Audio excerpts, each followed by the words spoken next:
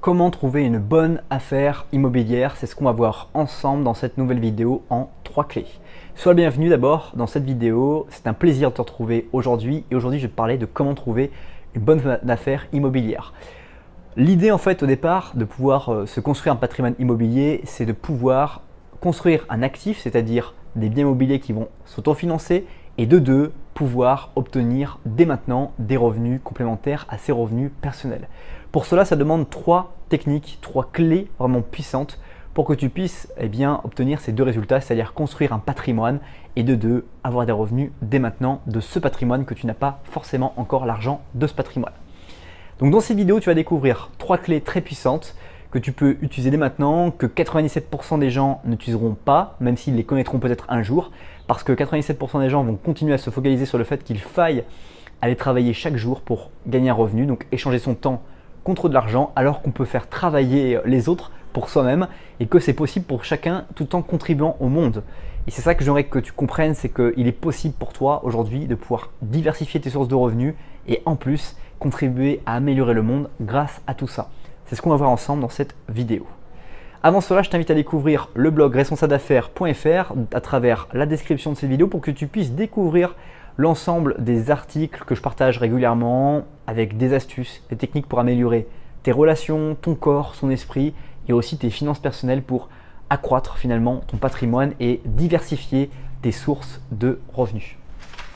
La première clé que je vais partager avec toi, c'est le prix d'achat que tu vas vouloir acheter un bien immobilier. C'est la première astuce pour trouver une bonne affaire immobilière. C'est d'acheter le bien immobilier, pas au prix de vente, parce que le prix de vente dépend du vendeur, mais au prix d'achat, c'est-à-dire au prix que toi tu as décidé d'acheter.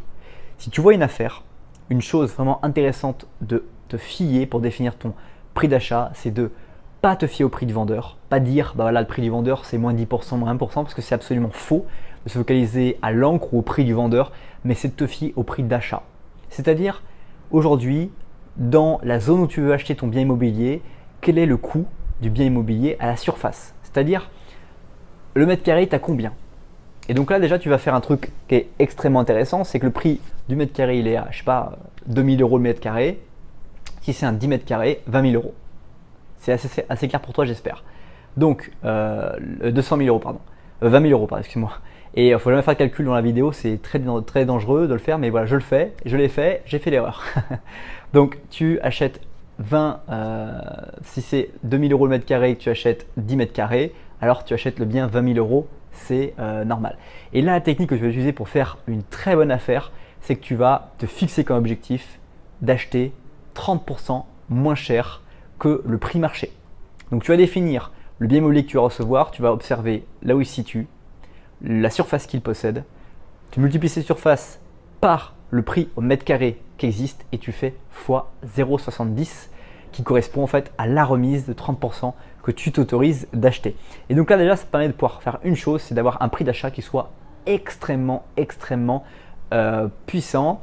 Et donc là déjà quand tu vas arriver dans la négociation, quand tu vas visiter le bien, que tu vas comprendre qu'est-ce qu'il y a à faire ou pas faire dans ce bien, tu vas déjà avoir une stratégie, tu vas déjà savoir combien tu vas l'acheter et ça te permettra de pouvoir être déjà plus fort que le vendeur dans ta phase d'accélération.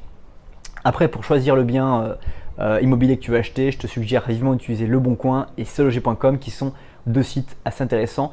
Et déjà même pour commencer, je sais qu'avec cette vidéo, tu ne vas pas forcément passer tout à l'action à vouloir acheter ton bien immobilier, mais déjà pour commencer toi à t'imaginer, te voir, te considérer capable de pouvoir faire ce premier achat immobilier, je t'invite déjà à te rendre sur Leboncoin, à te rendre sur seloger.com et à observer aussi les prix au mètre carré de ta ville, de l'endroit où tu veux acheter ou que tu envisagerais d'acheter un bien immobilier pour commencer déjà à faire ces petits calculs dans ta tête et te dire que c'est possible pour toi de le faire. Deuxième clé que je vais partager avec toi, c'est d'observer le potentiel du bien immobilier. C'est peut-être même la plus dure chose à faire des 3 choses que je vais partager avec toi. Le potentiel du bien immobilier, c'est déjà d'imaginer comment tu pourrais diviser la surface du bien.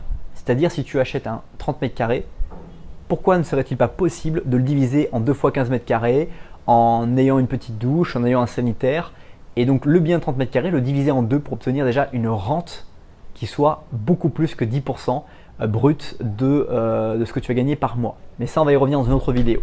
Et donc déjà, c'est diviser la surface du bien ou alors même diviser la hauteur du bien.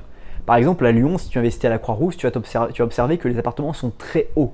Et donc la surface est peut-être petite, mais tu peux très rapidement, en faisant de mezzanine, pouvoir faire des choses. Donc le potentiel du bien, c'est comment tu vas pouvoir peut-être aussi faire des travaux qui vont pouvoir embellir ton bien et lui permettre d'augmenter la rentabilité de ton bien de manière absolument conséquente. Ensuite, troisième clé que je vais partager avec toi dans cette vidéo, c'est d'apprendre à négocier. C'est une chose qui est importante parce que du coup, tu vas être déjà un acheteur face au vendeur. Donc tu vas estimer le prix d'achat que tu voudrais faire idéal. Le vendeur a son prix de vente qui est inscrit sur Le Bon Coin, qui est inscrit sur sologer.com. Et ensuite, il va être important que tu réussisses à négocier avec déjà l'achat du bien, mais aussi négocier avec si tu fais des travaux, si tu veux mettre ton appartement en gestion locative, si tu veux mettre ton appartement dans d'autres gestions ou des travaux que tu vas devoir réaliser au cours de ton investissement.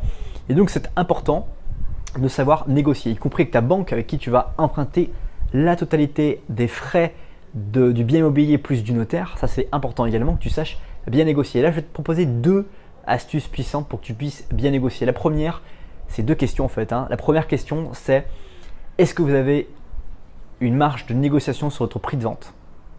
Et donc là, la question est tellement frontale que la personne va soit te dire non, mais en même temps va te démontrer qu'elle n'est pas du tout à l'aise et que du coup elle est en train de mentir. Et donc à ce moment-là, tu vas pouvoir travailler vraiment précisément sur ce point-là.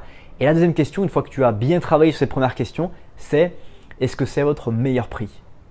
Et là encore une fois, vous allez voir la différence de comportement de la personne qui vend son bien immobilier ou du banquier, etc. par rapport à comment il a été au début. Donc c'est pour ça que c'est aussi intéressant, et je vous l'apprendrai dans d'autres vidéos, comment il est intéressant de tester les gens quand vous les rencontrez, en parlant, en essayant de connaître leur vraie personnalité. Expliquez-moi, racontez-moi quand est-ce que vous avez acheté cet appartement et comment vous l'avez acheté. Donc la personne est obligée de vous raconter l'histoire de manière naturelle, authentique. Et derrière, quand vous allez lui poser cette question-là, vous allez voir si elle change de façon de raconter les choses, si elle change de style de vocabulaire, de façon d'être, ou si elle reste focalisée pareil à ce qu'elle était au début de la relation. C'est important de savoir reconnaître ces gestes-là, ces techniques-là pour pouvoir comprendre comment vous allez orienter votre négociation et comment vous allez acheter votre bien immobilier, parce que c'est finalement tout l'intérêt pour vous, c'est d'acheter votre bien immobilier de la meilleure façon qu'elle soit et la façon la plus adéquate au meilleur prix. C'est déjà la fin de cette vidéo. Si elle t'a intéressé, si elle t'a plu, je t'invite à découvrir la vidéo qui se trouve juste ici. Je t'invite également à t'abonner à la chaîne YouTube juste là et à découvrir le blog responsableaffaires.fr dans lequel je partage avec toi d'autres techniques, d'autres astuces pour améliorer tes relations, améliorer ton corps, améliorer ton esprit et améliorer tes finances personnelles en diversifiant les revenus que tu as chaque semaine. Merci pour le temps que tu as consacré à cette nouvelle vidéo. Passe une bonne suite de journée et je te dis à bientôt pour une prochaine vidéo. Bye bye.